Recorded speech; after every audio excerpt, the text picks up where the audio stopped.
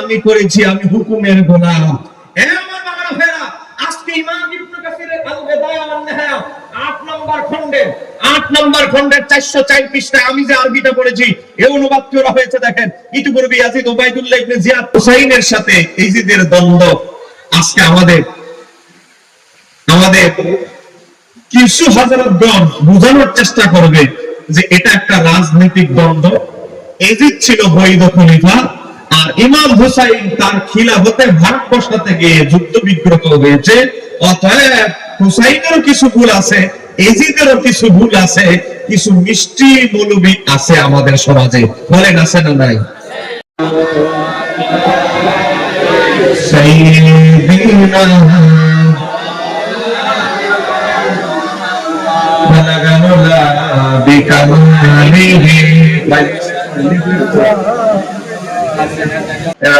আমার ভাইকে একটু ব্যবহার করতেছি। ইমাম ইবনে কাসিরের আল বিদায়া ওয়ান নিহায়া, এই দেখেন, এটা 8ম খণ্ড। এটা আমরা অনুবাদ করি নাই, ইসলামিক ফাউন্ডেশন গভর্নমেন্ট অনুবাদ করেছে। এটা আরবি বাংলা সবগুলোই আমার কাছে আছে। সেই 8 নম্বর খণ্ডে ইমাম ইবনে কাসির 429 নম্বর পেজে এজিদের 18টা কুকর্মের তালিকা তুলে ধরেছেন। বলেন কয়টা? 18টা কুকর্মের তালিকা তুলে ধরেছেন। এর মাঝে একটা হচ্ছে কি, প্রতিদিন সে মদ পান করত। একটু আস্তে বলে, আমি যদি ভুয়া তথ্য দিয়ে যাই, আমার আগের বক্তা আমার ভাই আছেন, ভাই প্রতিদিন সে মদ পান করতে, এই শব্দটা আছে না? আচ্ছা আপনারা বলেন, যেই এজিদের প্রতিদিন মদের বোতল না হলে যা চলতো না, সে এজিদকে মুমিনদের নেতা হতে পারে?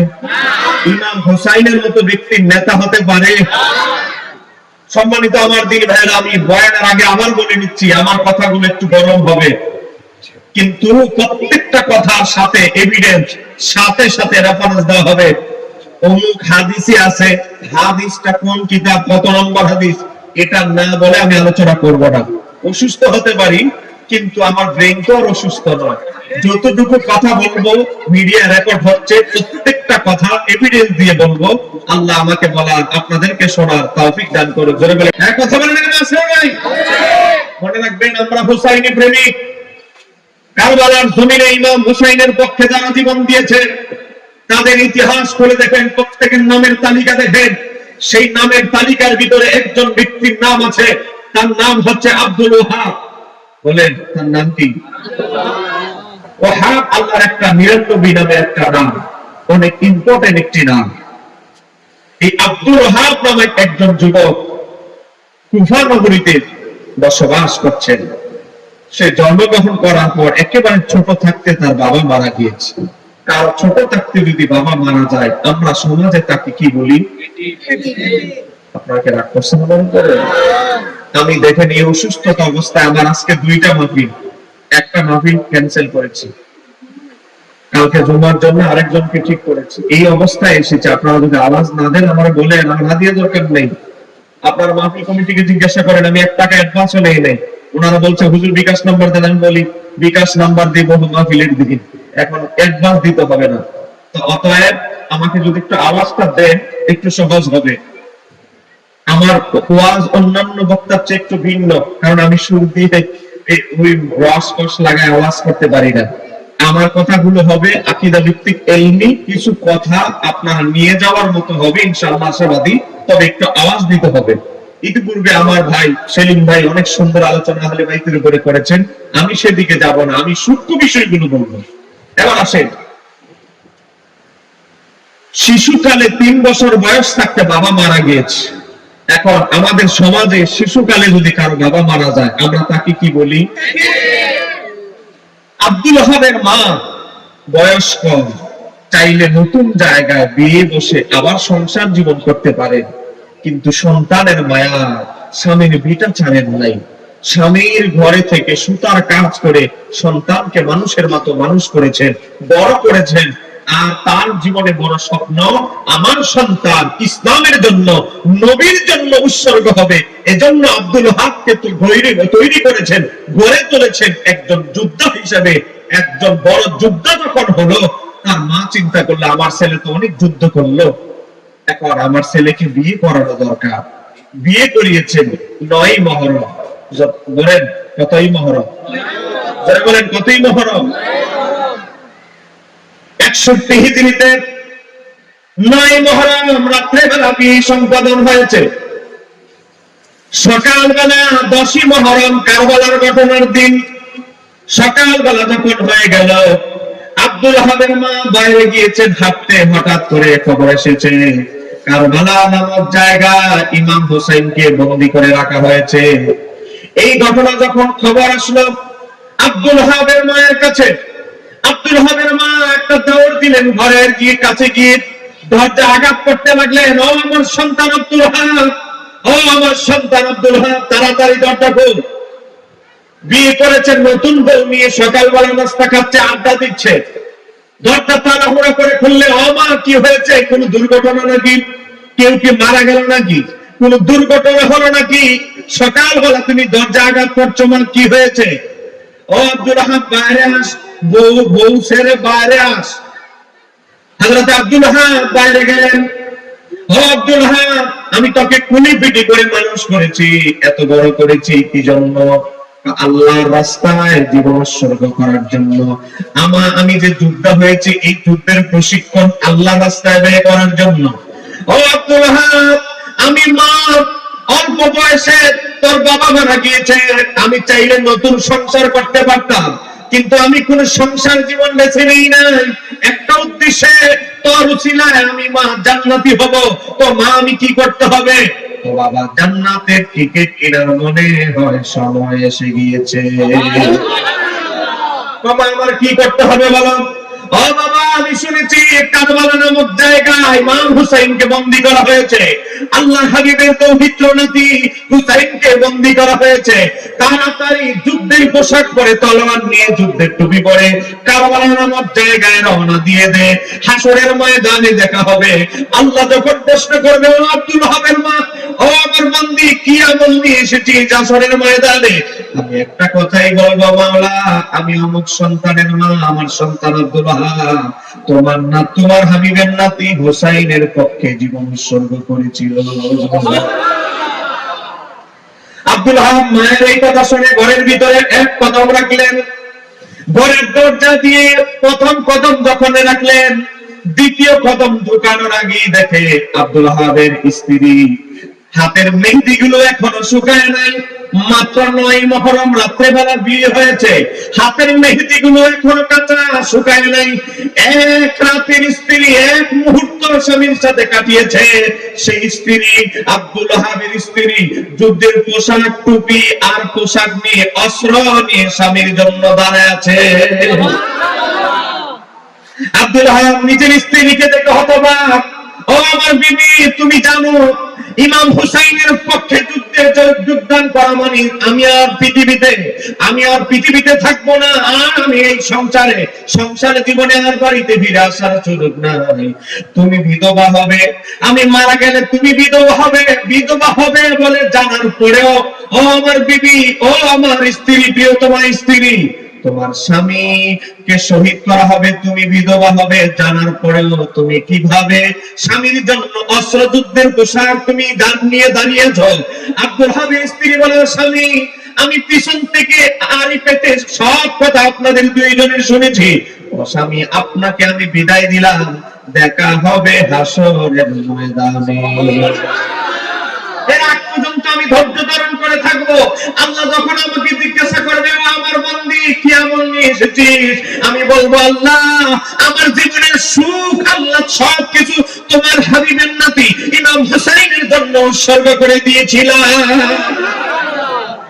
হ্যাঁ বাবা, গুগলে লিখে সার্চ দেন, ইউটিউবে লিখে সার্চ দেন, ইমাম হুসাইনের পক্ষে কারা কারা শাহাদাত বরণ করেছেন। ইমাম হুসাইনের পক্ষে যতগুলো মানুষ যারা জীবন দিয়েছিল, এর মধ্যে অন্যতম বিশিষ্ট যোদ্ধা হচ্ছে আব্দুল ওহাব। একটু ধরে বলা যাবে কি সুবহানাল্লাহ? এখনো কুফা নগরীতে, এখনো কারবালা নামক জায়গায় আব্দুল ওহাবের মাজার এখন সুসংগীত, সংরক্ষিত রয়েছে, সুন্দরভাবে কারুকার্য মণ্ডিত আছে। আমরা সেই আব্দুল ওহাবের উত্তরসূরি হতে চাই কি চাই না? ইমাম হুসাইনি চেতনায় আমরা বলিয়ান হতে চাই কি চাই না? আমি তো ওয়াজে করতেছি, এজন্য আপনাদের পরিবেশটা আগে একটু ঠিক করতেছি। এবার আসেন, ইমাম হুসাইনের শাহাদাত থেকে আমরা কি শিখলাম? কারবালার ওয়াজ শুধু শুনলে হবে না, কেন কারবালা গঠিত হলো, কারবালা থেকে আমরা কি শিখলাম, এটাই হচ্ছে আসল শিক্ষা। কথা বলেন, কথা বলেন। আমরা ওই শিক্ষা নিতে চাই না, হায় হোসেন হায় হোসেন, রক্তে রক্ত দিয়ে শরীর রঙিয়ে ফেলবো, ছুরি দিয়ে বাবা ব্লেড দিয়ে শরীরে আঘাত করে রক্তাক্ত করে ফেলবো, এটা কারবালার শিক্ষা নয়। কথা বলেন। কারবালার শিক্ষা হলো এজিদি শিক্ষা থেকে দূরে গিয়ে হুসাইনি আদর্শ কলবের ভিতরে ব্যক্তি জীবনে লালন করতে হবে। এখনো আমাদের সমাজে এজিদ আছে না? এজিদের দালাল আছে না? নাই। আজকে চলে গেল, গত 2টা জুমা চলে গেছে, আগামীকাল আরেকটা জুমা আছে। আমি যদি মিথ্যা তথ্য আপনাদেরকে দিয়ে যাই, ভুল তথ্য যদি আপনাদেরকে দিয়ে যাই, আগামীকাল আমাদের বিরোধী যত বড় বড় ওয়াহাবি আহলে হাদিস খারেজি হুজুর আছে, তাদের ফেসবুক পেজে দেখবেন তাদের জুমার লাইভ দেওয়া হয়। সে জুমার লাইভের ভিতরে ঢুকবে, ঢুকে দেখবে হে বাবা গত জুমা, এর আগের জুমা এবং আগামীকালের জুমা, একটা জুমায় ইমাম হুসাইনের সম্মান কারবালার ওয়াজ করতে একটা বাতিলের জবানেও শুনবেন না। কথা কম ঠিক কি না? আমরা যদি বলি কিরে ভাই তোমরা কি আহলে বাইতরে ভালোবাসো না, তোমাদের সুন্নিদের চেয়ে বেশি ভালোবাসি, তো তোমাদের সুন্নিদের চেয়ে কেমনে বেশি ভালোবাসো? তোমাদের ওয়াহাবি হুজুররা যত জুমার খুতবা লিখেছে, একটা খুতবার ভিতরেও 12 মাসে এত যে খুতবা, একটা খুতবার আলোচ্য বিষয় আহলে বাইতের ফজিলত নাই। আহলে হাদিস ভাইদের যত খুতবা লিখেছে, আহলে হাদিস ভাইদের সাহেব তাদের যে খুতবা আছে, এই যে জুমার খুতবা, সেই খুতবার একজনের খুতবার আলোচ্য বিষয় আহলে বাইতের ফজিলত নাই। এই আশরাফ আলী থানভীর খুতবা দেখেন, খুতবার ভিতরে গিয়ে ঢুকে দেখেন আহলে বাইতের আলোচনা ফাজাইল, কারবালার আলোচনার উপরে কোনো খুতবা নাই। মুখে মুখে দাবি করো আহলে বাইতের আশিক, হাকিকতে দেখা যায় জিরো। বলেন হাকিকতে কি?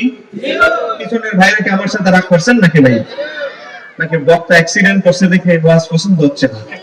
বলেন মুখে মুখে দাবি করতেছে আমাদের বিরোধী ভাইরা, না আমরাও আহলে বাইতকে মহব্বত করি, কিন্তু মুহররম মাস পুরাটা চলে যায়, একটা সেমিনার করার ক্ষমতাও তাদের নাই। বলেন বাস্তব না অবাস্তব? কিন্তু মুখে মুখে আপনি যদি বলেন কিরে ভাই আপনি কি আহলে বাইতকে ভালোবাসেন না, তো তোমাকে সুন্নিদের চেয়ে বেশি ভালোবাসি, কিন্তু বছরের 365 দিনে একদিনও জুমার বয়ানে ওয়াজের বয়ানে আহলে বাইতের ওয়াজ হুজুরের মুখে নাই, কিন্তু আবার সুন্নিদের চেয়ে বেশি ভালোবাসে, এটা কি প্রতারণা বাটপারি ছাড়া আর কিছু? বলে এর চেয়ে বড় বাটপারি আর কিছু আছে?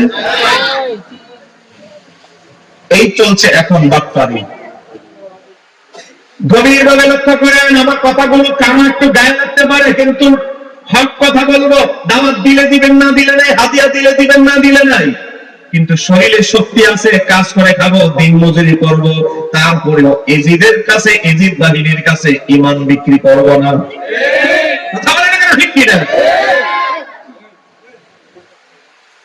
এই বাচ্চারা কোনো আওয়াজ হবে না, এ বসো, সবার আগে তোমাদের তোমার দোয়া হবে, চিন্তা করি না। দরকার হলে আমার ক্রিকেটের গোল দিয়ে যাবে, তাও শান্তি মতো বসো। গভীর মনোযোগ। এজিদ তার জীবনে অনেকগুলো অপকর্ম করেছে। ইমাম হুসাইনের ইতিহাস খুলে দেখেন, শিশুকাল থেকে একেবারে শাহাদাত পর্যন্ত ইমাম হুসাইনের জীবনী ওয়াহাবিরা লেখক, সুন্নিরা লেখক গোটা জীবনে একটা ভুল ত্রুটি উল্টা পাল্টা কাজের দৃষ্টান্ত এজিদপন্থী আলেমরাও পর্যন্ত তুলে ধরতে পারবে না। কথা বলেন না কেন? ঠিক কি না? আর এজিদের কুকর্মের তালিকা যদি বলতে যাই, মোটামুটি 2 ঘন্টা শুধু বলা যাবে এজিদের এই 3 বছরের শাসনের আকাম কুকামের তালিকা। কথা কন ঠিক কি না? ইমাম হুসাইন শাহাদাত বরণ করেছেন বীরের বেশে। ইমাম ইবনে জারির আত-তাবারি তারিখে তাবারির ভিতরে লেখে, ইমাম হুসাইন রাদিয়াল্লাহু তাআলা একাই 111 জন এজিদের সৈন্যকে হত্যা করে তারপরে তিনি শাহাদাত বরণ করেছেন। চিৎকার দিয়ে বলা যাবে কি আল্লাহু আকবার? বলেন 100 কত জন? ঘুমাই গেছেন নাকি? এই মহরম মাসে অনেক মাহফিল করেছি, আপনাদের পাশে সিন্দি ভিতরে গিয়ে এদিকেও মাহফিল করেছে, 10 দিন ব্যাপী কিস্তি টিভি লাইভ করেছে আপনাদের আশেপাশে। হামিদ চর না, কিন্তু বুঝতেছি না হামিদ চরের পাশাপাশি আরেক চরে আসলাম, এখানে দিক দিয়ে আওয়াজ দেয় না পাবলিক। বলেন আপনারা কি আমার সাথে একটু সত্যি রাগ করছেন নাকি ভাই? একটু আওয়াজ দিয়ে, যেহেতু হোসাইনি ওয়াজ হচ্ছে, হোসাইনিদের আওয়াজ আসতে হবে না জোরে হবে, কথা বলেন। ইমাম হুসাইন বীরের বেশে শাহাদাত বরণ করেছেন।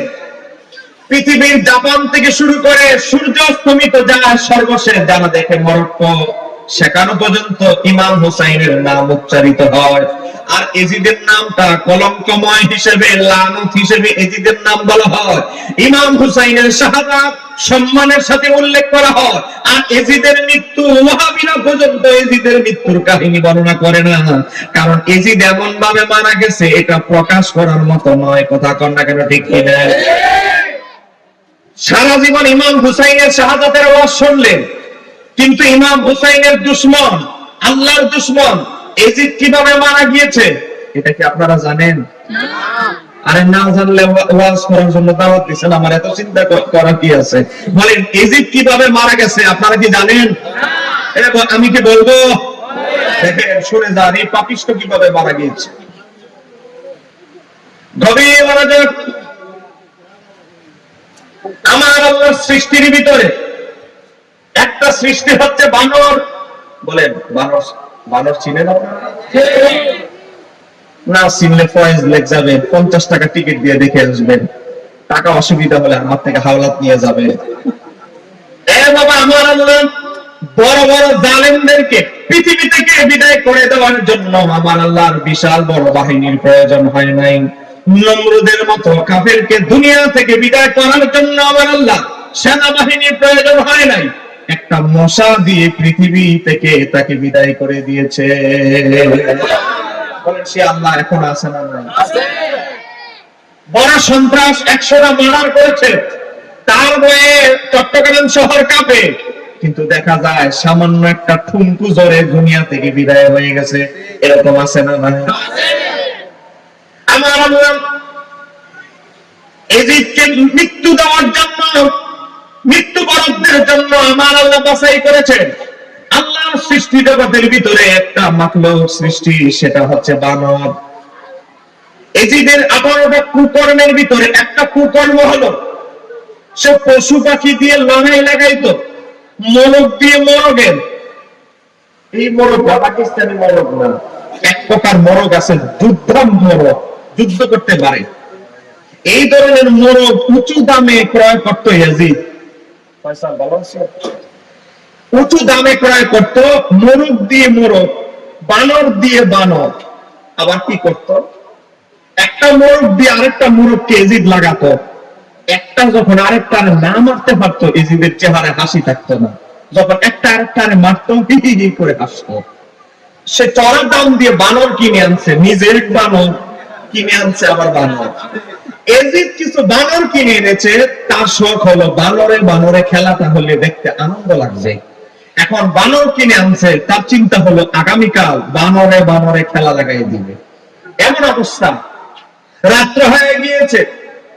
আমার আল্লাহ একটা বানরকে হুকুম দিলেন, আমার সৃষ্টি মাখলুক বানর, এজিদকে মারার জন্য আমি আল্লাহর সেনাবাহিনীর দরকার নেই। ইমাম হুসাইনকে শহীদ করতে গিয়ে এজিদ সেনাবাহিনী ব্যবহার করেছে। আমি আল্লাহ এজিদকে দুনিয়া থেকে চিরতরে বিদায় করে দেওয়ার জন্য সেনাবাহিনী দরকার নাই। এ বানর, তোর দাঁতের মধ্যে আমি আল্লাহ বিষ ঢেলে দিয়েছি, এই বিষ একটা কাজে ব্যবহার করবি। খাঁচা থেকে তোকে যখন ছেড়ে দিবে, তোর প্রতিপক্ষ যে বানর, তারে আক্রমণ না করে লাফ দিয়ে এজিদের ঘাড়ের মধ্যে কামড় দিবি, তোর বিষ দাঁত বসায়া দিবি। তোর মাধ্যমে আমি দুনিয়া থেকে এজিদকে বিদায় করে দিতে চাই। চিৎকার দিয়ে বলা যাবে কি সুবহানাল্লাহ? আমাদের বিরোধী ভাইয়েরা বলবে কি মন গড়া ইতিহাস সাজাইলে। মন গড়া ইতিহাস নয়। 37 পৃষ্ঠা। ইমাম ইবনে কাসির আজ থেকে 750 বছর আগে এই ইতিহাস, এই কিতাব লেখা হয়েছে। এই যে আমার হাতে বই দেখতে পাচ্ছেন, এই ইতিহাসের কিতাবটা লেখা হয়েছে এখন থেকে 750 বছর আগে। একটু ধরে বলেন না মারহাবা। 750 বছর মানে কোনো বয়স নেই, আওয়াজে তো এটাই বোঝা যায়। 750 বছর মানে তখন হযরত শাহজালাল আলিয়ামনি বাংলাদেশে আসে নাই। তখনকার আগের কিতাব নাম হচ্ছে আল বিদায়া ওয়ান নিহায়া। একটু ধরে বলেন বাংলা খান। সে আল বিদায়া ওয়ান নিহায়া কিতাবের ভিতরে এসেছে, হ্যাঁ যুবক, তোমার যদি সন্দেহ লাগে যাওয়ার পরে ওয়াজ শেষ হওয়ার পরে ছবি তুলে তোমার বড় হুজুরের কাছে পাঠায়। দেখেন ইমাম ইবনে কাসির লিখতেছে এজিদের মৃত্যুর কারণ ছিল যে সে একদিন একটি বানরকে উঠিয়ে দোলা দিচ্ছিল, আর অমনি একটি বানর তাকে কামড় দেয়, কামড়ের বিশেষে মারা যায়। একটু জোরে বলেন না মারহাবা। এজিদের মতো পাপিষ্ঠকে দুনিয়া থেকে বিদায় করার জন্য আমার আল্লাহ সেনাবাহিনী লাগে নাই, একটা বানরের কামড়ে এজিদ দুনিয়া থেকে চির বিদায় নিয়ে জাহান্নামে চলে গেছে। বলেন এজিদ কি জান্নাতি না জাহান্নামী? আপনারা কি বলেন? ইমাম হোসাইন হচ্ছে জান্নাতের যুবকদের সর্দার। জান্নাতে যারা নেতৃত্ব দান করবে তাকে যে হত্যা করেছে সে এজিদ কি জান্নাতি হতে পারে? আর একটু আস্তে বলেন, হতে পারে? তাহলে আপনাদের কাছে জীবনেও ওহাবীরা এজিদের মৃত্যুর কারণ বলবে না, কারণ এজিদ এমন ভাবে মারা গিয়েছে এটা গর্ব করে বর্ণনা করার মতো কোনো ঘটনা। কিন্তু আমরা ইমাম হোসাইন এমন ভাবে শাহাদাত বরণ করেছে এটা কিয়ামত পর্যন্ত গর্বের সাথে আলোচনা সুন্নি মুসলমান করতে থাকবে। ঠিক কাকে বলেন, ঠিক কিনা? হক আর বাতিল চিনতে হবে। এজিদ হলো বাতিল, ইমাম হুসাইন হলো হক। কারণ মুসলিম জাহানের খলিফা তিনি হবেন। তো কে হবে? যে নামাজি, পরহেজগার, মুত্তাকি, সম্ভ্রান্ত বংশ, তাকওয়াবান, এলেমে, আমলে, হিকমতে সবকিছুতে পরিপূর্ণ। যে এজিদ মদ পানে আসক্ত, তা আবার প্রতিদিন মদের বোতল না হলে যে এজিদের চলতো না, সে এজিদ কি মুসলিম জাহানের খলিফা কোশ্চিন কালে হতে পারে? আমার বাবার ভাইরা, মুসলমান জাহানের অনেক বুজুর্গ ব্যক্তি ছিল, তারা এজিদের ভয়ে কেঁপেছিল, এজিদের ভয়ে ঘর থেকে বের হয়ে নাই। গোটা কোটি কোটি লক্ষ লক্ষ মুসলমান থেকে একজন মাত্র সিপাহ সালাম, যিনি হচ্ছেন ইমাম হোসেন, যিনি শাহাদাতের জন্য, যিনি ইসলামের জন্য, যিনি জালেমের হাতে, মদখোরের হাতে ইসলাম চলে যাবে, বেনামাজির হাতে ইসলামের রূপরেখা চলে যাবে, এই বেনামাজির হাতে বাবা পশু পাখি দিয়ে লড়াইকারী, ভাই বোনি বিবাহ দানকারী, এই ধরনের জালেমের হাতে ইসলাম চলে যাবে, ইসলামের কলকাঠি চলে যাবে, ইসলামের মানদণ্ড ক্ষমতা চলে যাবে। ইমাম হুসাইন বলে সারা বিশ্বের মুসলমান চুপ থাকলেও আমি হুসাইন চুপ থাকতে পারি না। ঠিক কাকে বলেন, ঠিক কিনা? বাবা, অনেকে বলতে পারেন হুজুর ইমাম হুসাইনের সময় আরো অনেক সাহাবী, অনেক তাবিরা বেঁচে ছিল, তারা তাদের জীবনের মায়া, জীবন বাঁচানো ফরজ, জীবনের মায়া তারা ঘর থেকে বের হয় নাই। কিন্তু ইমাম হুসাইন আসাদুল্লাহুল গালিব, আল্লাহর সিংহের পুত্র, জান্নাতের যুবকদের সর্দার, তারা কখনো বাতিলকে মেনে নিতে পারে না। কথা বলেন না কেন, ঠিক কি না? কারবালার ঘটনার বিষয়ে 3 শ্রেণীর মানুষ ইমাম হুসাইনের শাহাদাতের জন্য দায়ী। 1 নম্বর হলো কুফাবাসী, কুফার কথিত শিয়ারা। এমনকি শিয়াদের কিতাবের ভিতরে এসেছে ইমাম হুসাইনকে যারা চিঠি লিখেছে, ইমাম ইবনে কাসির আল বিদায়া ওয়ান নিহায়া 8 নম্বর খণ্ডে লিখেছে, চিঠি এসেছে মোট 4000। জোরে বলেন কয় হাজার? 4000। আরেকটু জোরে বলেন 4000। এই জায়গায় ওহাবীদের একটা বাটপারি আছে। ওহাবীদের বাটপারি কি জানেন? ওহাবীরা বলে ইমাম হুসাইন যদি মদিনা শরীফ, মক্কা শরীফ ত্যাগ না করে যেত তাহলে তো ওনাকে হত্যা করা হতো না, উনি শহীদ হতেন না। উনি নিজের কারণে শহীদ হয়েছেন, হত্যা বা উনি হত্যার শিকার হয়েছে। একটু জোরে বলেন না নাউজুবিল্লাহ। এটা একটা ভুল ইতিহাস এই ওহাবীরা আপনাদেরকে বলে। আমি আপনাদেরকে সঠিক ইতিহাসটা শোনাচ্ছি। আমি কি সঠিক ইতিহাসটা বলবো?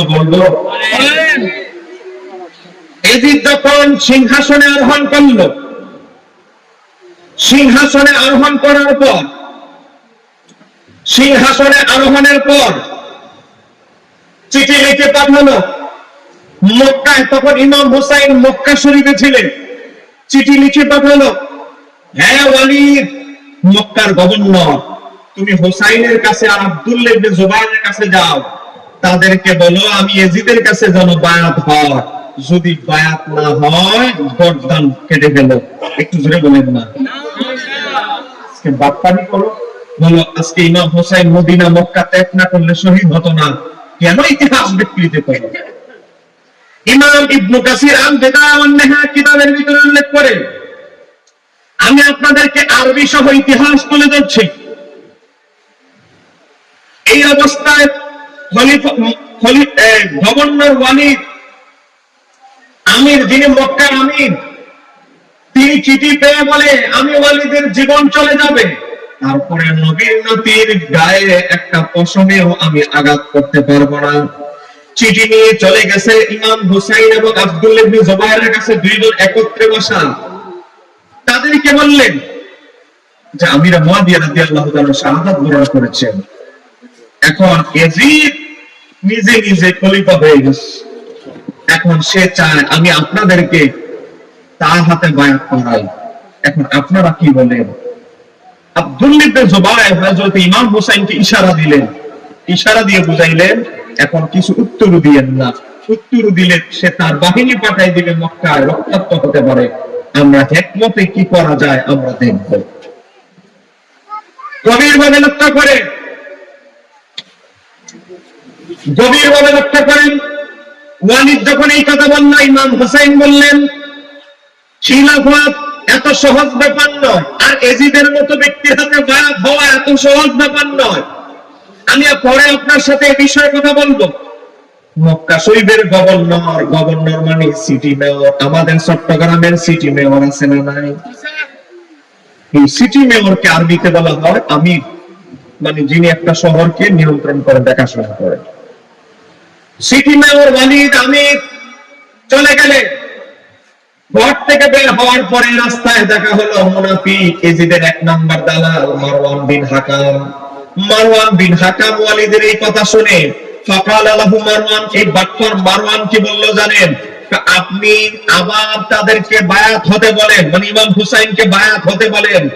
ফা ইন বায়াত, যদি তারা বায়াত হয়, তারা যদি বায়াত হয় তো ভালো, ওয়া ইল্লা, যদি আব্দুল্লাহ ইবনে জুবায়ের আর ইমাম হুসাইন বায়াত না হয়, কি করেন? ওয়া ইল্লা যারাবতা উনুকাহু, তাহলে তাদের দুইজনের গর্দান কেটে ফেলেন, হুসাইনের গর্দান কেটে ফেলেন। একটু জোরে বলেন না নাউযুবিল্লাহ। আজকে তোমরা কারবালার ওয়াজ করো যে কারবালায় যাওয়ার কারণে হুসাইন শহীদ হয়েছেন, আর কারবালায় যাওয়া ছাড়া মক্কায় যখন ইমাম হুসাইন, তখন ইয়াজিদের দালাল, ইয়াজিদের হুকুম ছিল ইমাম হুসাইনের গর্দান কেটে ফেলার জন্য। একটু জোরে বলেন না নাউযুবিল্লাহ। জান্নাতের যিনি নেতৃত্ব দান করবেন, সেই ইমাম হুসাইনের গর্দান কাটাকে যারা হালাল মনে করে, এরা কি কখনো মুসলমান হতে পারে? না। নবীর নাতি খাতুনে জান্নাতের সন্তানকে যারা হত্যা করতে পারে, হত্যা করার আদেশ দিতে পারে, সে ইয়াজিদ এবং তার দালালরা কখনো মুসলমান হতে পারে না। এখানেই শেষ নয়, এখানেই শেষ নয় ভাই, 365টা বলতে হবে। এখানেই শেষ নয়, ইমাম হুসাইনকে শুধু শহীদ করেছে ইয়াজিদ, এতটুকুই শেষ নয়। সময় কম, মূল কথা বলছি। ইমাম জাইনুল আবেদিন যখন সিরিয়ার জমিনে গেলেন, সিরিয়ার জমিনে যাওয়ার পরে ইয়াজিদ চিন্তা করলো হুসাইনকে হত্যা করেছে, হুসাইনের আওলাদকেও দুনিয়ায় রাখবো না। একটু জোরে বলেন না নাউযুবিল্লাহ। হুসাইনকে হত্যা করেছে, তার আওলাদকেও দুনিয়া থেকে বিদায় করে দিব। ইয়াজিদ মনে মনে সিদ্ধান্ত নিল তার পক্ষে ভোট দেওয়ার জন্য তার পরিষদে, রাজ্য পরিষদে কিছু দালাল তার পক্ষে ভোট দেওয়ার জন্য কিছু দালাল তৈরি করলো। আগামীকাল সকাল 10টায় ইমাম জয়নুল আবেদিনকেও ফাঁসি দিয়ে দিবে। একটু জোরে বলেন না নাউযুবিল্লাহ। বলেন আমার নবীর সবকিছু খবর আছে না নাই? আছে। হ্যাঁ বলেন আছে না নাই? আছে। এই অবস্থায় সিরিয়ার জমিনে তখন নবীর সাহাবী নোমান ইবনে বাশির সিরিয়ার জমিনে উপস্থিত ছিলেন। আমার নবীর সাহাবী নোমান ইবনে বাশিরকে স্বপ্নে দেখাইলেন, আমার সাহাবী নোমান ইবনে বাশির, আগামীকাল পাপিষ্ঠ মালাউন ইয়াজিদ আমার নাতির একমাত্র আওলাদ, আলী ইবনে হুসাইন জয়নুল আবেদিনকে হত্যা করে ফেলবে। ও আমার সাহাবী, আগামীকাল সকাল সকাল তুমি চলে যাবে এজিদের পরিষদে চলে যাবে। এজিদের পরিষদে গিয়ে যে কোনো মূল্যে হোক আমার নাতি হুসাইনের একমাত্র আওলাদ জয়নুল আবেদিনকে যে কোনো মূল্যে তুমি হেফাজত করবে। চিৎকার দিয়ে বলা যাবে কি সুবহানাল্লাহ। জোরে বলেন আমার নবী গায়েব জানি কি জানে না? এই ক্ষমতা দিয়েছেন কে? নোমান ইবনে বশীর আগের দিন রাত্রেবেলা স্বপ্নে আমার নবীকে দেখলেন। আমার নবী সবকিছু বিস্তারিত রাত্রেবেলা যখন বলে দিলেন, নোমান ইবনে বশীর ইজিদের দরবারে যাচ্ছেন। অলরেডি মজলিস শুরু হয়ে গেছে, জয়নুল আবেদিনকে হত্যা করবে, বিল তো পাস করতে হবে, সরাসরি তো বিল পাস করতে পারে না। এবার আসেন দেখেন কি এসেছে। তখন কতিপয় অভিশপ্ত লোক, আমি যদি একটা লাইন কমা বানায় বলি, আল বেদায়া ওয়ান নেহায়াত নাম্বার খন্ড 365 পৃষ্ঠা, তখন কতিপয় অভিশপ্ত লোক বলল, আমিরুল মুমিনিন, ইয়াজিদকে বলতেছে আমিরুল মুমিনিন। আমরা কখনো সুন্নি মুসলমান ইয়াজিদকে আমিরুল মুমিনিন বলে বিশ্বাস করি না। আরেকটু ধরে বলেন বিশ্বাস করি না। এবার আসে আমিরুল মুমিনিন ইয়াজিদকে বলতেছে, পরামর্শ দিচ্ছে তার দালালেরা, ইয়াজিদের দালালেরা, আমিরুল মুমিনিন সাপ মেরে তার বাচ্চাকে ছেড়ে রাখা নিরাপদ নয়। সাপ মানে ইমাম হুসাইন বলে সাপটা মেরে ফেললেন আর সাপের বাচ্চা ছেড়ে রাখবেন, সাপ মেরে সাপের বাচ্চাকে ছেড়ে রাখা নিরাপদ নয়। আলী ইবনে হুসাইনকে, ইমাম জয়নুল আবেদিনের অরিজিনাল নাম আলী ইবনে হুসাইন, আলী ইবনে হুসাইনকে শেষ করে দিন, তাহলে আর হুসাইনের কোনো বংশ অবশিষ্ট থাকবে না। একটু জোরে বলেন না নাউযুবিল্লাহ। শুধু হুসাইনকে হত্যা করেছে এখানেই শেষ নয়, ইমাম জয়নুল আবেদিনকে হত্যা করার জন্য অলরেডি ইয়াজিদ যখন প্রস্তুতি নিচ্ছে, এমন অবস্থায় আমার নবীর সাহাবী নোমান ইবনে বশীর হুট করে ঢুকে গেলেন। ঢুকে গিয়ে বলেন, ইয়াজিদ তুমি থামো, আমি তোমাকে একটু পরামর্শ দিচ্ছি তোমার কান বাড়ি করার জন্য। তোমার কুপরামর্শদাতার এখানে অভাব নাই, আমি তোমাকে একটা সুপরামর্শ দিতে এসেছি। আমি রাসূলুল্লাহ সাহাবী নোমান ইবনে বশীর, নবীর সাথে অনেক যুদ্ধে আমি অংশগ্রহণ করেছি। আল্লাহ হাবিবের সাহাবী হিসেবে আমি বলছি, তোমার আশেপাশে যত দালাল আছে এগুলো একজনও নবীর সাহাবী নয়, আমি নবীর সাহাবী, আমি তোমাকে পরামর্শ দিচ্ছি। তখন ইয়াজিদের শরীরের ভিতরে কম্পন ধরে গেল। ইয়াজিদ বললেন, ঠিক আছে, আপনি রাসূলুল্লাহ সাহাবী, আপনি একটা পরামর্শ দেন। তখন নোমান ইবনে বশীর বললেন, নোমান ইবনে বশীর নবীর সাহাবী বললেন, আপনি চোখটা বন্ধ করে বিবেকের সাথে আপনি একটা রায় দেন। কি রায় দিবেন? তাদেরকে এই অবস্থায় দেখলে রাসূলুল্লাহ সাল্লাল্লাহু আলাইহি ওয়াসাল্লাম যেরূপ আচরণ করতেন আপনিও সেরূপ আচরণ করেন। আমার নবী যদি তার আওলাদদেরকে এই দুরবস্থায় দেখতেন, নবী যেই সিদ্ধান্ত নিতেন আপনিও সেই সিদ্ধান্ত নেন। একটু জোরে বলা যাবে কি সুবহানাল্লাহ? বলেন, নবী কি তার আওলাদকে কখনো ফাঁসি দেওয়ার হুকুম দিতেন? অনেক গর্দান কাটার হুকুম দিতেন? ইয়াজিদ বুঝে ফেলেছে। এখন নবীর সাহাবী পরামর্শ দিয়েছে, আর এগুলো হলো সব দালাল। এখন ইয়াজিদ দালালদের পরামর্শ কিভাবে সাহাবীদের পরামর্শ ডিঙ্গায় রাখে। ইয়াজিদ তখন পেরেশানিতে পড়ে গেলেন। উপায় বুদ্ধি না দেখে বলে, সাহাবীর বিরুদ্ধে চারণ করলে সিরিয়ায় আবার রটে যাবে, এক চেয়ে বলা আমার গদি নিয়ে টান দিবে। তো ঠিক আছে, তার কথাটাই মেনে নেই। তারপরে বাধ্য হয়ে ইমাম জয়নুল আবেদিনকে মদিনায় পাঠান।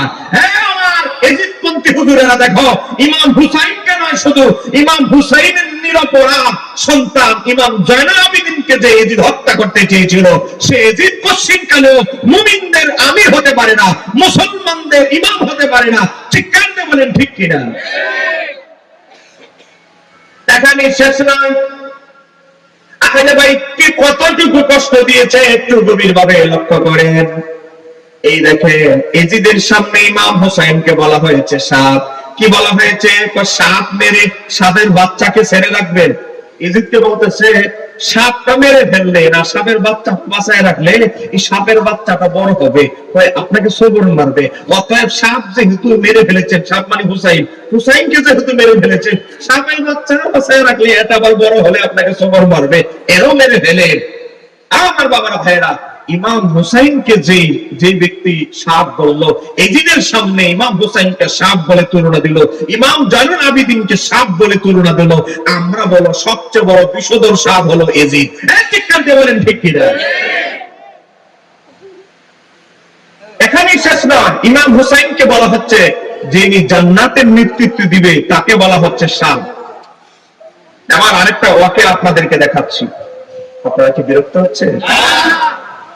দেখেন আরেকটা দলিল আপনাদেরকে আমি দেখাচ্ছি। সেই দলিলটি লেখা হয়েছে এখন থেকে 1050 বছর আগে। বলেন 1000 কত বছর থেকে? এই যে দেখেন আমার হাতে ইতিহাসের কিতাব, গোটা চট্টগ্রামে হয়তো 3-4 জন আলেমের কাছে এই বইটা থাকবে। আমি চ্যালেঞ্জ করে বলছি, মিডিয়া লাইভ হচ্ছে।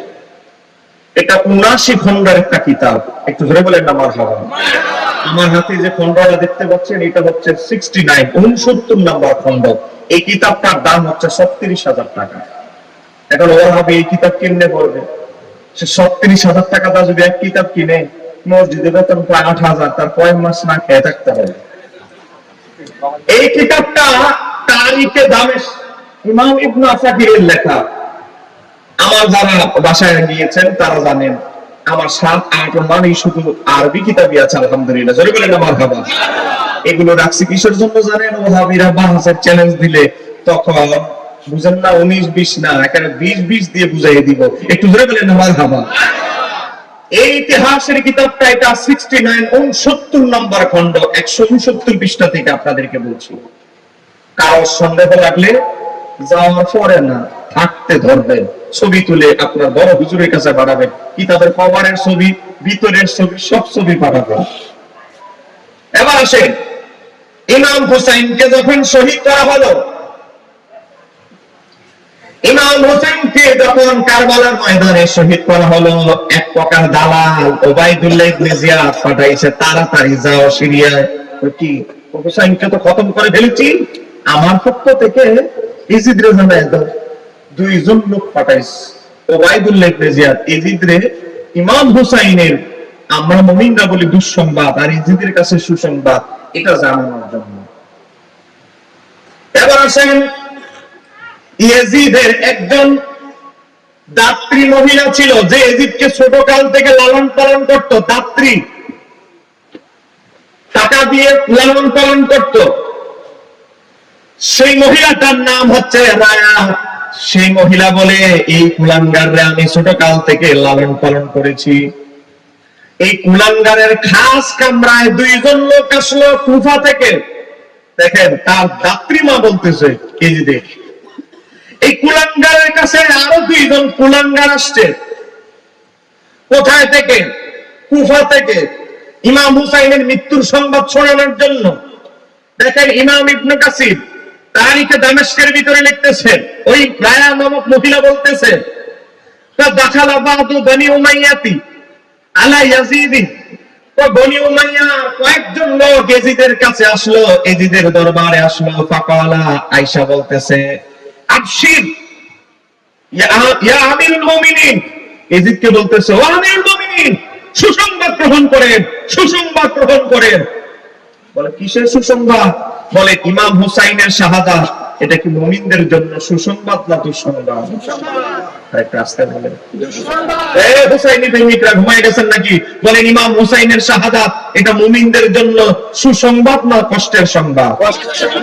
আর ইজিদকে বলতেছে, ফাকালা বলতেছে, আবশির, সুসংবাদ গ্রহণ করেন, ইয়া আমিরুল মুমিনিন, হে আমিরুল মুমিনিন, সুসংবাদ গ্রহণ করেন।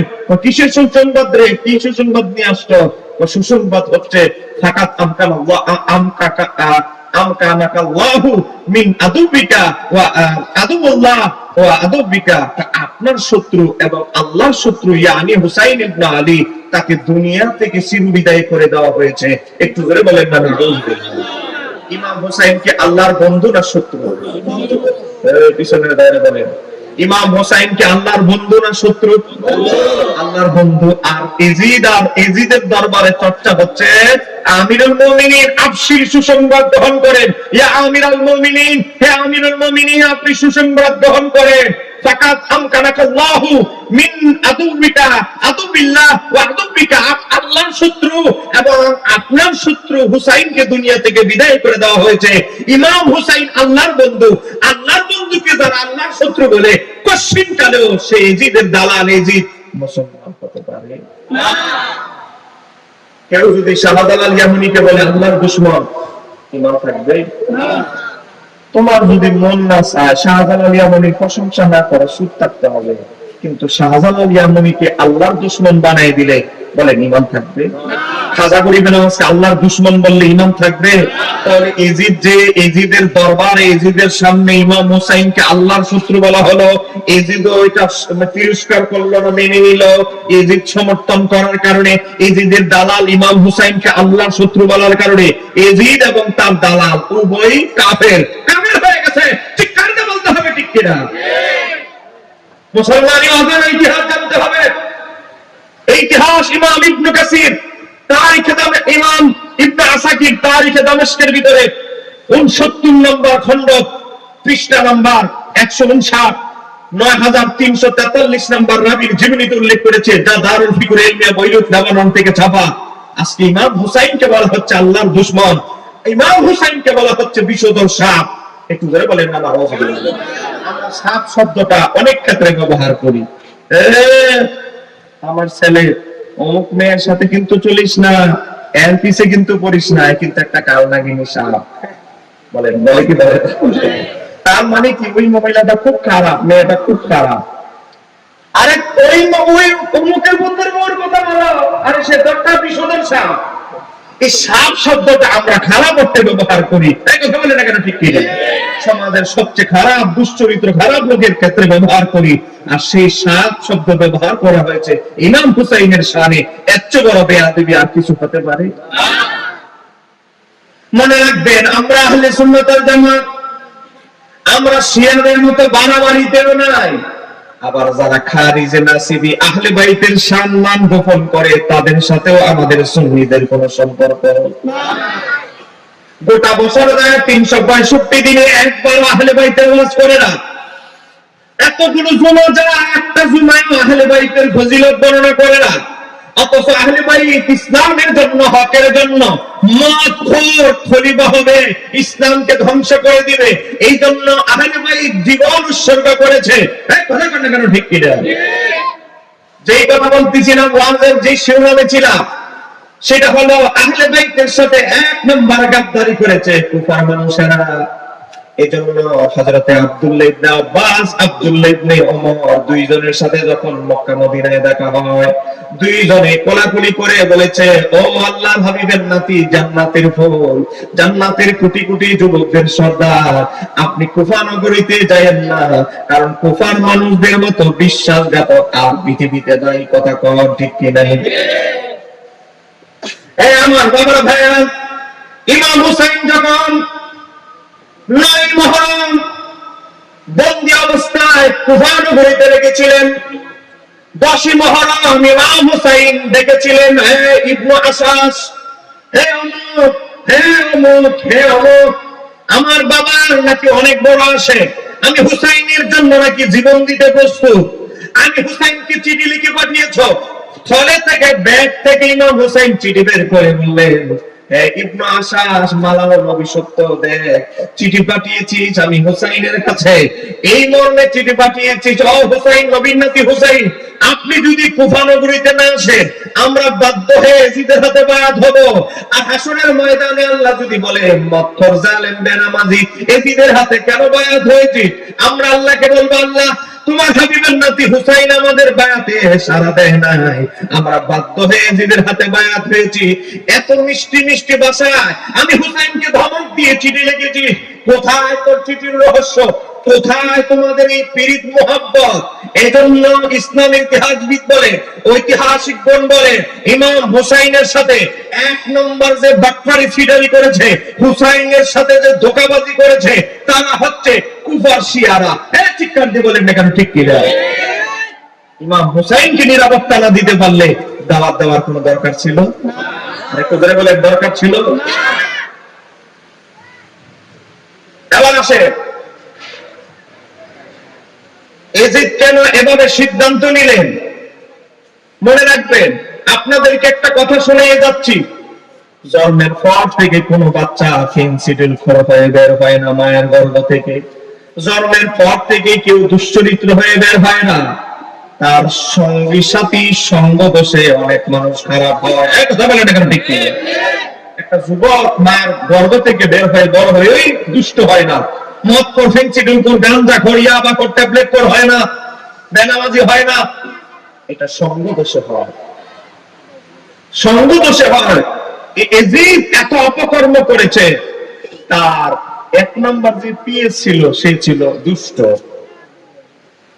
এই দুষ্ট লোকের পাল্লায় পড়ে এজিদ হয়ে গেছে পৃথিবীর সর্বশ্রেষ্ঠ দুষ্ট।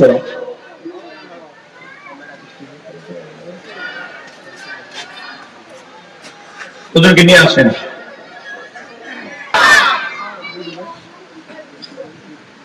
আল্লাহর ওলিদের আওলাদরা চলে এসেছে। বলেন আপনারা কি খুশি না বেজা?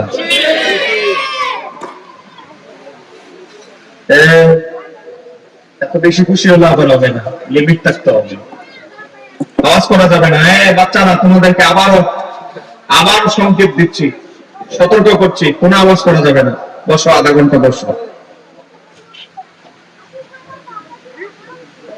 এবার আসে সেই কথা বলতেছিলাম,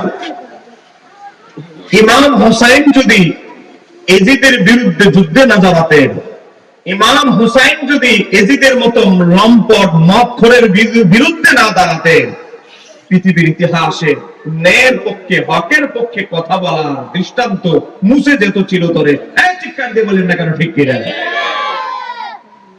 ইমাম হুসাইনের শাহাদাতকে অন্য ৮-১০টা শাহাদাতের সাথে মিলালে হবে না। ইমাম ইবনে হাজার হাইতামি মক্কি আস-সাওয়াইকুল মুহরিকা কিতাবের ভিতরে লেখে, ইমাম ইবনে শিহাব জুহরির বিখ্যাত তাবি তার বরাতে উল্লেখ করেছেন। ইমাম ইবনে শিহাব জুহরি বলে, আমার বাবা 10ই মুহররম তিনি জীবিত ছিলেন। 11ই মুহররম যখন সকালবেলা হলো, তিনি বিল্ডিং এর ছাদের উপরে গেলেন, গিয়ে দেখেন ছাদ রক্তাক্ত হয়ে আছে। নিচে নামলেন ভয় আতঙ্কিত হয়ে, নিচে নামলেন, গাছের লতা পাতা নানা দিচ্ছেন, পাথর নানা দিচ্ছেন, সব জায়গায় শুধু রক্ত আর রক্ত। খবর পেলেন ঘটনা কি? ঘটনা আসলো গতকাল কারবালা নামক জায়গায় কুফায় নবীর নাতি হুসাইনকে হত্যা করা হয়েছে, শহীদ করা হয়েছে। এজন্য আসমান কেঁদেছিল। এ বাবা, ইমাম ইবনে হাজার হাইতামি মক্কি আস-সাওয়াইকুল মুহরিকা 2 নম্বর খণ্ড 363 পৃষ্ঠায় লিখে, দুইজন ব্যক্তির মৃত্যুতে আমার আল্লাহর আসমান কেঁদেছিল। বলেন কয়জন? আরেকটা আসতে বলেন। আসমান কাঁপছে, আসমান।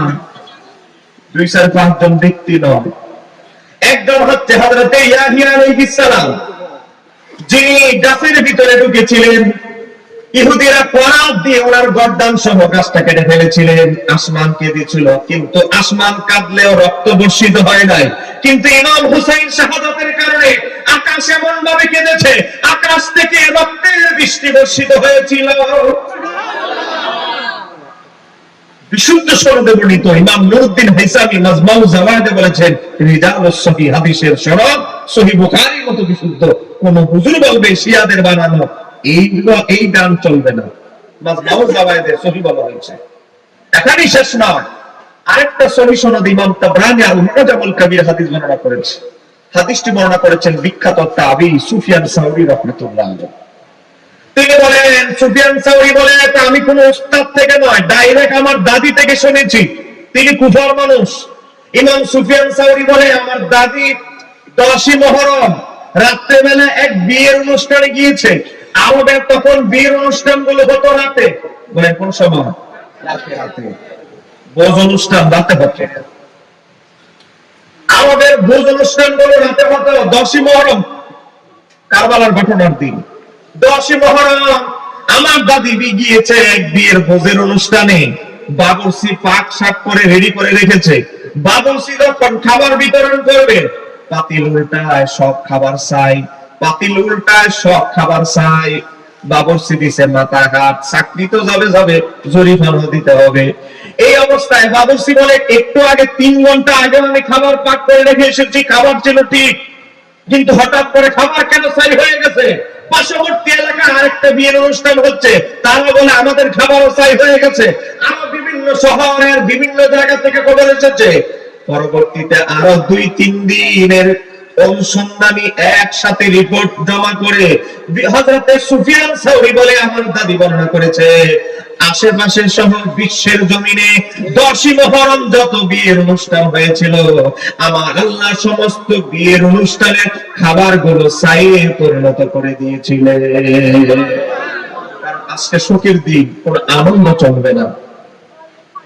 এই ঘটনাকে কেন্দ্র করে অনেকে বরকতের জন্য আদব দেখায় 10ই মুহররম বিয়ের অনুষ্ঠান থেকে বিরত থাকে। কারণ 10ই মুহররম যত বিয়ের ভোজের অনুষ্ঠান ছিল সব খাবার আল্লাহ ছাইয়ে পরিণত করেছিলেন। ইমাম ইবনে হাজার হাইতামি মক্কি আস-সাওয়াইকুল মুহরিকা 4টা সনদে ঘটনাটি বর্ণনা করেছে। ইমাম হোসাইন যেই দিন শহীদ হয়, 10ই মুহররম গোটা আকাশটা রক্তের মতো লালিমা এমন আকার ধারণ করেছিল, গোটা আকাশটা রক্তের আকার রক্তিম বর্ণ ধারণ করেছে। মানুষ শুরু কালেমা পড়া শুরু করেছে, কিয়ামত কি হয়ে যাবে নাকি, কিয়ামত কি হয়ে যাবে নাকি। মদিনার মানুষ কাঁদতে শুরু করলেন, নবীর রওজায় চিৎকার শুরু করলেন। কারণ ইমাম হুসাইনের শোকে আকাশ পর্যন্ত শোক পালন করেছিল। ইমাম হুসাইনের শাহাদাতে সূর্য গ্রহণ হয়ে গিয়েছিল। ইমাম হুসাইনের শাহাদাত এমন এক ঐতিহাসিক শাহাদাত। নবীর বিবি উম্মু সালামা রাদিয়াল্লাহু তাআলা আনহা বলে, আমি জুমার পরবর্তী সময় দুপুর বেলায় ঘুমিয়ে আছি, এমন পরিস্থিতিতে চোখ লেগে গেছে আমার তন্দ্রাচ্ছন্ন অবস্থা। এমন অবস্থায় আমি আল্লাহর হাবিবকে দেখলাম আল্লাহর হাবিবের দাড়ি মোবারকে, আল্লাহর হাবিবের চুল মোবারকে ধুলাবালু মাখা রক্ত মোবারক লেগে আছে। আমি বললাম, মা নাকা ইয়া রাসূলুল্লাহ, নবী গো, আপনার ওফাতের পরে 50-এর অধিক বছর হয়ে গেল, আমি আপনাকে কঠিন অবস্থায় আপনাকে আমি দেখি নাই। ইয়া রাসূলুল্লাহ, কি হয়েছে আপনার এই অবস্থা কেন? আমার নবীর বিবি যখন এই প্রশ্ন করলেন, আমার নবী বলতেছেন, কোয়ালা, আমার নবী বললেন, শাহিদতু কাতলাল হুসাইনি আনিফা, আমার বিবি, আমি যেই জায়গায় উপস্থিত হয়েছি, তুমি আমার যেই জায়গায় দেখতে পাচ্ছ, এটা আমার নাতি হুসাইনের শাহাদাতের জায়গা। কিছুক্ষণ আগে আমার নাতিকে এই জায়গায় শহীদ করা হয়েছে। আর আমার দাড়ি মোবারকে আর আমার চুল মোবারকে যেই রক্ত মাখা মাটি দেখতে পাচ্ছ, এগুলো সবই হুসাইনের। একটু জোরে বলা যাবে কি সুবহানাল্লাহ? বলেন, আমার নবীর কষ্ট দিয়ে কেউ জান্নাতে যেতে পারবে? গভীরভাবে লক্ষ্য করেন, আমার নবী কারবালা নামক জায়গায় সাহিত্য শব্দ এসেছে, সাহিত্য শব্দ স্পষ্ট ভাষায় এসেছে। তাহলে আল্লামা মোল্লা আলী কারি বলে, ইসনাদুহু কাবি, হাদিসটা সনদ শক্তিশালী। ইমাম হাকিম তার আল মুস্তাদরাক আলা সহিহাইন হাদিসের ভিতরে বলে হাদিসটার সনদ সহিহ, 6774 নম্বর হাদিস। আর তিরমিজিতে 3771 নম্বর হাদিস। ইমাম তিরমিজি বলে হাদিসটা হাসান। আমার নবী বলে, সাহিত্য, আমি হুসাইনের শাহাদাতের জায়গায় উপস্থিত হয়েছি। এখন আপনারা বলেন, আমার নবী হাজির ও নাজির কে? আমার নবী যদি মদিনা শরীফ থেকে কারবালা নামক জায়গার সবকিছু দেখতে পারেন, উপস্থিত হতে পারেন, কোন আশেক যদি এই থানার নাম কি, এই চান্দগাঁও থানায় যদি বৃহস্পতিবার দিবাগত রাতে দুরূদ সালাম পড়ে কোন আশেক নবীকে ডাকে, আমার নবী হাজির হতে পারেন কি পারেন না? আরেকটু ধরে বলেন, পারে কি পারেন না? প্রমাণ কারবালার হাদিস, তিরমিজি 3771 নম্বর হাদিস। আমার নবী বলেন, শাহিদতু কাতলাল হুসাইনি আনিফা, আমি হুসাইনের শাহাদাতের জায়গায় উপস্থিত হয়েছি। আমার নবীর বিবি উম্মু সালামা নিজের স্বচক্ষে দেখেছে। মনে রাখতে হবে, নবীকে স্বপ্নে দেখা নিছক স্বপ্ন নয়, মুতাওয়াতির পর্যায়ের হাদিস। আমার নবীর হাদিস, মান রাআনি ফাকাত রাআল হক, আমার নবী বলে যে আমি নবীকে স্বপ্নে দেখলো, সেজন্য সত্যি আমাকে দেখলো, কারণ শয়তান আমার সুরত ধরতে পারে না। কারণ আমার নবীর উপমা নাই, শয়তান একজনের সুরত আরেকজনের মতো অনুরূপ উপমা হিসেবে সুরত ধরে, কিন্তু আমার নবীর মতো দ্বিতীয় উপমা দেওয়ার মতো কোন সৃষ্টি আমার আল্লাহ সৃষ্টি করে না। শয়তানেরই সেই ক্ষমতা নেই। এবার আসেন, এখন আমার নবী এত কষ্ট পেয়ে হুসাইনের রক্ত দাড়িতে লাগিয়েছে, গড়াগড়ি করে চুল মোবারকে লেগেছে, সেই হুসাইনকে যারা হত্যা করেছে, ইজিদের দালালেরা, ইজিদ, সেই ইজিদ জান্নাতে যাবে, এটা কি মুসলমান আশা করতে পারে? কোন মুসলমানের ঈমান আকীদা হতে পারে? এবার আসেন, সূক্ষ্ম বিষয় আপনাদেরকে বলছি। হযরত উম্মু সালামা এই স্বপ্ন দেখার পর জাগ্রত হলে তিরমিজিতে এই ঘটনা এখানেই শেষ, কিন্তু ইমাম ইবনে হাজার হাইতামি মক্কি পরের ঘটনাটা বর্ণনা করেছে। হযরত নবীর বিবি উম্মু সালামা ঘুম থেকে জাগ্রত হয়ে তিনি শুনতেছে ওনার ঘরের আশেপাশে জিনেরা কান্না করছে, বিলাপ করছে, বিকট আওয়াজে জিনেরা বিলাপ করতেছে। কারণ জিন জাতি এমন একটা জাতি সেকেন্ডের মধ্যে 2 সেকেন্ডের মধ্যে 1000 কিলোমিটার পাড়ি দিতে পারে। সমস্ত জিন জাতি নবী বিবি উম্মু সালামার ঘরের কিনারে বিলাপ করতেছে। তিনি বিলাপের আওয়াজ শুনে শিশির কথা মনে হলো, কই কোন শিশিটি? শিশি আমার নবী অনেক আগে দিয়েছিলেন। শিশি হাতে নিলেন, শিশি দেখে আল্লাহর হাবিব বলেছিলেন শিশি দেওয়ার সময়, ও আমার বিবি উম্মু সালামা, এই শিশি তোমার কাছে হেফাজত রাখো। এই শিশি, যে শিশির মাটিগুলো যেদিন রক্তিম আকার ধারণ করবে, রক্তবর্ণ ধারণ করবে, মনে রাখবে সেই সময় আমার হোসেনকে শাহাদাত করা হবে, আমার হোসেন শহীদ হয়ে যাবে। এটাই, এই শিশি হচ্ছে তার আলামত। একটু জোরে বলা যাবে কি সুবহানাল্লাহ? সমস্ত জিন জাতি কান্না করেছিল হুসাইনের শাহাদাতে। বাবা, ইমাম হুসাইনের শাহাদাত। আর এখন রাজনীতিক গুতাগুতিতে মারা যায়, তার নাম দেশ শহীদ। বলেন আছে না? আমলিককে পরাজিত করে মারা গেছে, এরাও শহীদ। এরকম আছে না? মনে রাখবেন, রাজনীতিক শহীদ আর ইসলামী পরিভাষায় শাহাদাত শহীদ, এই দুইটা কখনো এক হবে না, কখনো এক নয়। আপনি শহীদ কাকে বলে, উসুলবিদরা কিভাবে, ফুকায়ে কেরাম উসুলবিদরা কিভাবে সংজ্ঞা দিয়েছেন, সে আদলে শহীদ বলতে হবে। হ্যাঁ, 9 প্রকারের লোকদেরকে মুসলমান বলে, 9 প্রকারের লোকদেরকেও শাহাদাতের নফল শাহাদাতের মর্যাদা দেয়। এটা হলো মর্যাদা দেওয়া, আর একটা হচ্ছে শহীদ হওয়া। যেমন কেউ যদি প্লেগ রোগে মহামারীতে মারা যায়, সে শহীদ। কে গর্ভে ধারণ করতে গিয়ে, বাচ্চা ডেলিভারি দিতে গিয়ে মা মারা গেছে, সে শহীদের মর্যাদা পাবে। এই বললাম না, বাচ্চারা করে আওয়াজ করবে না? তো কমিটির ভাইরা একটু কন্ট্রোল করবে। এই যে এই কোণার মধ্যে কয়েকটা বাচ্চা আওয়াজ করতেছে, সরাসরি এখানে আসতেছে। বাবুরা আর 10 মিনিট বসো। এবার আসেন, কারো প্রশ্ন থাকলে প্রশ্ন দিবেন। যাওয়ার পরে বলবেন না হুজুর বড় মুখ করে তো প্রশ্নের জবাব দিবেন বলছেন, কাগজ দেওয়ার আগেই তো হুজুর মাইক ছেড়ে দিলে। ওই হুজুর আবার আমরা না যে ফায়া চলে যাবো, কারণ আমরা আহলে সুন্নাত ওয়াল জামাতের ভিতরে দেন মাত্র বুঝলেন এই সমস্যা। আমরা ফায়া যাওয়ার হুজুর নয়। আজকে একদল এজিদপন্থী লেগেছে, যারা আমরা আহলে বাইতের ফজিলত বলে যাও হাদিস। কথা কর না কেন, ঠিক কি না? অবাক হবেন, আহলে বাইতের শানে প্রসিদ্ধ হাদিস কই কি? আমার নবী বলেছে আমার আহলে বাইতের উপমা হচ্ছে নূহ আলাইহিস সালামের কিস্তির মতো।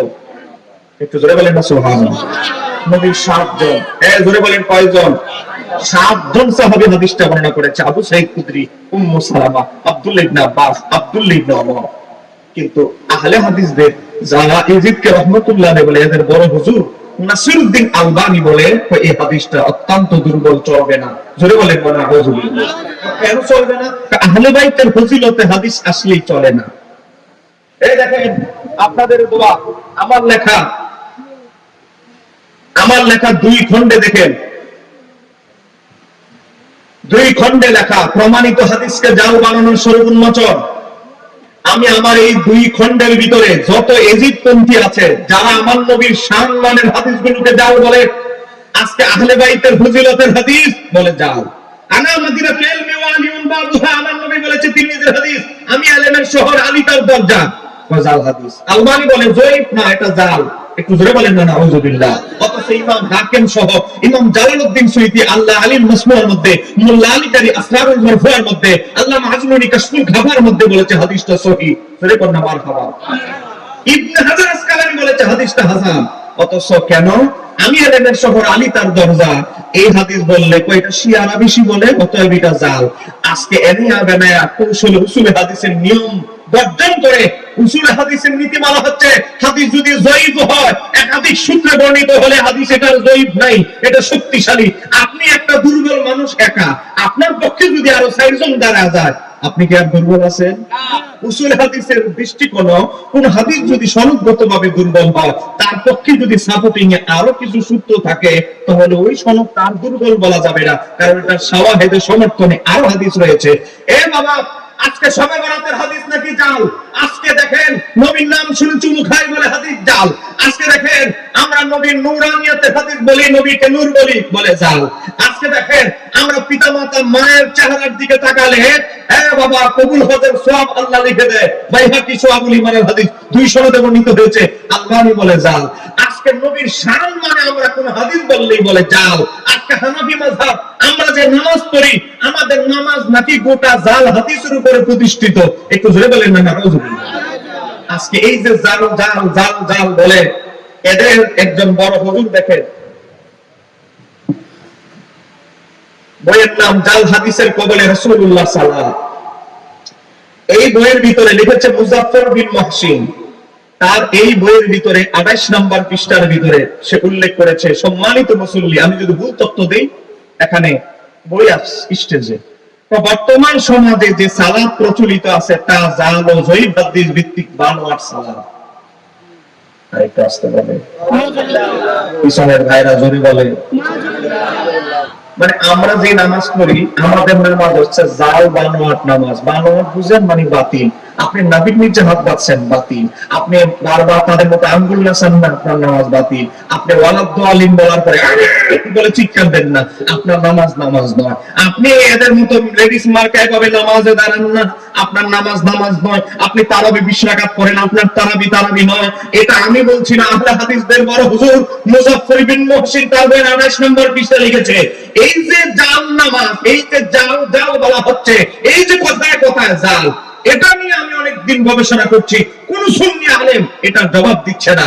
আমি গবেষণা করে 1500 পৃষ্ঠায় 2 খণ্ডে প্রমাণ করে দিয়েছি আমাদের হানাফিদের নামাজ রাসূলুল্লাহর নামাজ সহিহ হাদিসের আলোকে প্রমাণিত নামাজ। ঠিক কাটতে বলতে হবে, ঠিক কিনা? এই বই 1500 পৃষ্ঠা, 1568 পৃষ্ঠা, এই 2টা খণ্ড। আজকে আহলে বাইতের শানে হাদিস বলবেন বলে জাল, ইমাম হুসাইনের শানে হাদিস বলবেন বলে জাল। আজকে কি এক জালের মধ্যে আমরা পড়েছি। এখন এজন্য এদেরকে জাল দিয়ে ধরার জন্য আমরা বই লিখে খণ্ডন করে দিয়েছি।